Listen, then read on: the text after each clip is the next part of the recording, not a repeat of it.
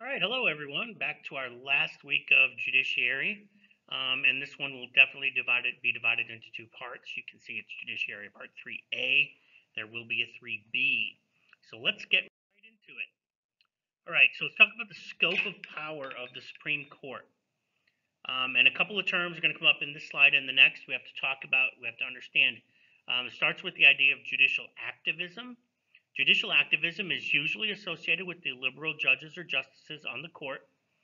And what it means is it's the idea that judges make bold policy decisions, charting new ground. The idea of people who advocate this emphasize the idea that the courts can correct pressing needs, especially those unmet by the majoritarian process. And what that means is those unmet by the policymakers. Policymakers are Congress and the executive branch. And advocates of judicial activism think that they can be the policymakers as well, because sometimes the policymaking institutions don't act the way that some people want. Then the idea, we've talked about this before, you had some readings on it last week, political questions. Just remember the idea that the doctrine is used as a mean to avoid deciding some cases, principally those involving conflicts between president and Congress. A couple of examples, I can't remember if I used this one before, but I will again. Here, Vietnam War, Gulf of Tonkin Resolution in 1964 authorized the president to take some military action in Vietnam. This was President Johnson at the time.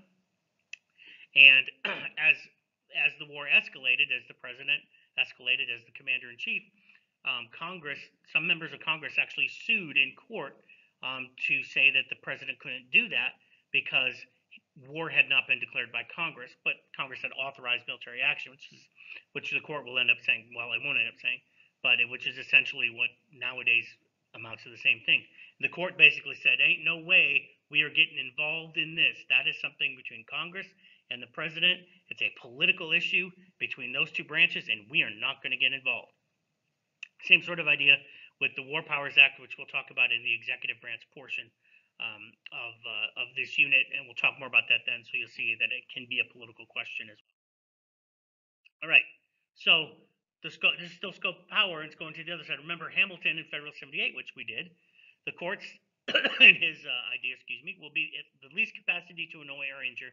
It'd be the weakest branch of the government, all advocated there by Hamilton. And so we get to this rhetorical question here: is this true, or are they in fact too powerful? There are strong disagreements about the role of the court in our system. We talked about one side already, so we'll talk about the other. Judicial restraint, and you had a bit of a reading on this as well.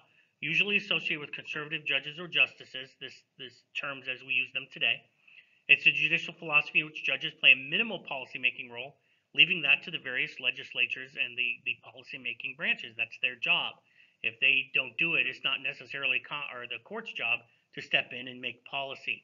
So it's a restraint idea because, and these are the reasons, they are unelected. It's the elected branches that have this responsibility, because then they can suffer, because these guys can't suffer because they're not elected. It's the least representative branch, so there's the one that should not be making policy. They're supposed to play the referee role. And just to give you an example, the various abortion issues and prayer in public schools and things like that are examples of where judicial restraint advocates say they've stretched their power too far. So they should let the legislatures handle that, not let the courts handle that. So that's the general idea. So you need to know the differences and the different ideologies associated with restraint and with activism. Okay, on to how they make decisions. So they hear arguments in 2-week cycles. Remember, this is all 9 court members all the time. Totally different than the circuit courts where it's 3 judge panels. They hear them all 9 all the time. However, they're already ready to go. Before the oral arguments, they're well prepared. They've read everything. They've read all the stuff from that come from the lower courts, and then they've read these as well. There are these things that you need to know called amicus curiae briefs, meaning friend of the court. Usually we shorten that to amicus briefs. They are legal reasonings by supporters and the opposition to the sides represented in the particular case. They are not the litigants.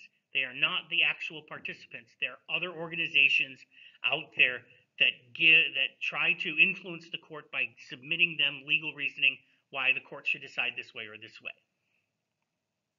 They are filed by interest groups more than anyone else.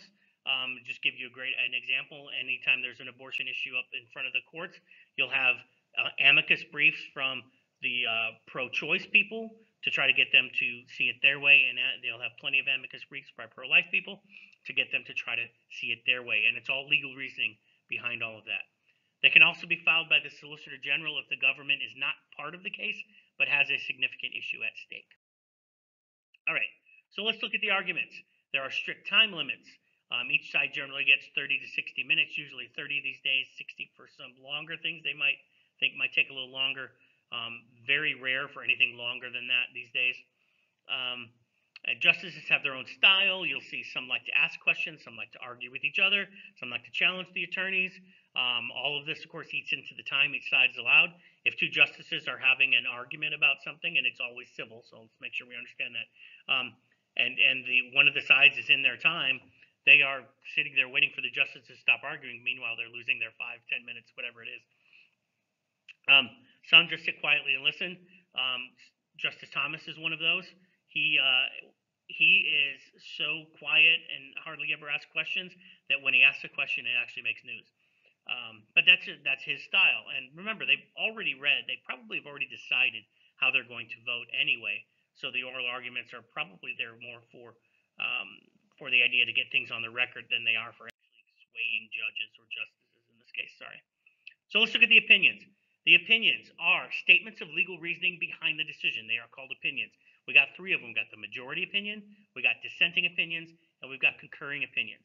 Okay, so the legal reasoning behind the decision, that is the majority opinion. It can have very far-reaching effects, of course, depending on what issues it's being talked about. So they're written by different justices all the time. So you'll see an opinion written by this justice or that justice or whatever. So the decision about who writes them is assigned. So they're assigned by the Chief Justice. If the Chief Justice is in the majority, he assigns who's going to write it. He might take it for himself or say, Justice Thomas, you write it. Justice Alito, you write it, whatever it is. If the Chief Justice is in the minority, the most senior justice, if not the chief, is the one who assigns the opinion in that case then. All right, others are free to file, and this is where you get other opinions. So sometimes you'll see 9 different opinions. A lot of times you'll see at least 3 opinions. So you'll have the majority opinion, then you've got the dissenting opinion. You've read a little bit of that when we've read some of our cases. So that's the explanation of the legal reasoning of why the majority is wrong. So they're wrong, they should have done it this way, whatever. Then there's also things called concurring opinions. Those are opinions filed by justices who agree with the majority, but they want to express some sort of difference or highlight an area or say we should have gone this far or something like that. We should have gone farther or some such thing like that. So majority opinion, dissenting opinion or opinions, and concurring opinion or opinions. All right, so how do they decide? So this is starting with some more Latin, right? Stare decisis. What that means is let the decision stand. So basically the earlier decisions hold. The idea here is that you want the system to be consistent.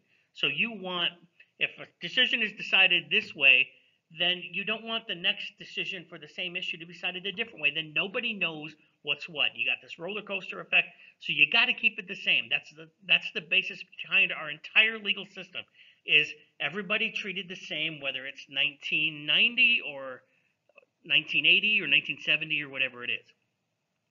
All right, so it relies on the other terms, stare decisis and precedent. They go together, the way similar cases were handled in the past. And that is what lower courts are absolutely expected to follow. They have very little discretion in how they decide cases. They are supposed to use stare decisis precedent to decide their cases. We're talking about the district courts and then the circuit courts. The Supreme Court then has lots of discretion. They can overrule their own precedents, and they do. This is where the big changes happen. And one of the great examples is Brown versus Board overruling Plessy. So Plessy, 1896, said separate but equal was fine. Well, Brown is the thing that overturned that. It took them till 1954 to get to a case where they said, nope, Plessy decision was wrong, and we're going to overturn that and start a new precedent. A new set of stare decisis starts here with separate but equal not being equal. Okay, so let's look at the patterns. This is the last slide for this for this half of our presentation. So let's look at the patterns of justices. We have to kind of get an idea. They generally vote with their perceived ideology. And remember, their perceived ideology is the ideology or close to the ideology of the president who appointed them. Remember, that's what the presidents think about. So we look at the current court as it's made up as of right now. Roberts, Thomas, Alito, Gorsuch, and Kavanaugh are generally on the conservative side. Roberts has become, or maybe a little bit on the side of what we call the swing vote, because sometimes if somebody's going to vote with the liberal side, it usually is him. And that has happened a little bit more often these days. If Barrett gets confirmed, she will also be on this list, on this group, on this side. The other side then, it's up to date since Justice Ginsburg passed away.